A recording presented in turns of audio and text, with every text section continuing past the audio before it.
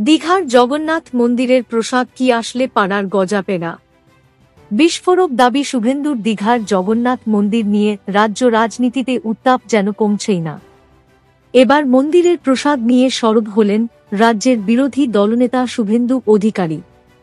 তার দাবি, প্রসাদ নাম দিয়ে হিন্দুদের আস্থায় আঘাত করা হচ্ছে। শুক্রবার সাংবাদিক বৈঠকে শুভেন্দু জানান, প্রসাদের নামে স্থানীয় মিষ্টির দোকান থেকে গজা, পেঁড়া নিয়ে বিতরণ করা হচ্ছে, যা দীঘা থেকে আসছে না। শুভেন্দু কটাক্ষ করে বলেছেন, এটা মমতা বন্দ্যোপাধ্যায়ের প্রসাদ। রাজ্যবাসীর উদ্দেশ্যে তাঁর বার্তা, পচে না গেলে নেবেন, তবে প্রসাদ হিসেবে গ্রহণ করবেন না। তিনি আরও দাবি করেন, আমরা পর্দাফাঁস করলাম, হিন্দুদের আস্থায় আঘাত, চরম মিথ্যাচার। ঠিক কি বলেছেন শুভেন্দু?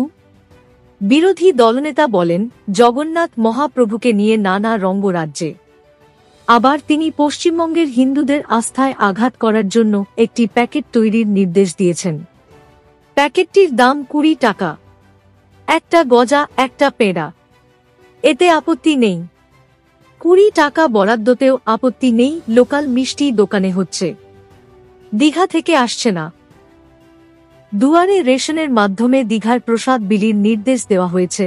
মুখ্যমন্ত্রী মমতা বন্দ্যোপাধ্যায়কে কটাক্ষ করে শুভেন্দু আরও বলেন, এটাই নাম দেওয়া হয়েছে। কত বড় আস্থায় আঘাত! এটা মমতা ব্যানার্জির গজা, পেঁড়া হিসেবে নেবেন, প্রসাদ হিসেবে নেবেন না, যদি প্রকৃত হিন্দু হন। প্রসঙ্গত, দীঘার জগন্নাথ মন্দির নিয়ে প্রথম থেকেই সরগরম রাজ্য রাজনীতি। এর আগে বিরোধী দলনেতা দাবি করেছিলেন, দীঘার জগন্নাথ ধামে বিগ্রহ নির্মাণের জন্য ওড়িশা থেকে নিমকাঠ চুরি করা হয়েছে। নিমকাঠ বিতর্কে মুখ্যমন্ত্রী মমতা বন্দ্যোপাধ্যায় বলেছিলেন, আমার এত খারাপ অবস্থাও হয়নি যে নিমকাঠ চুরি করতে হবে।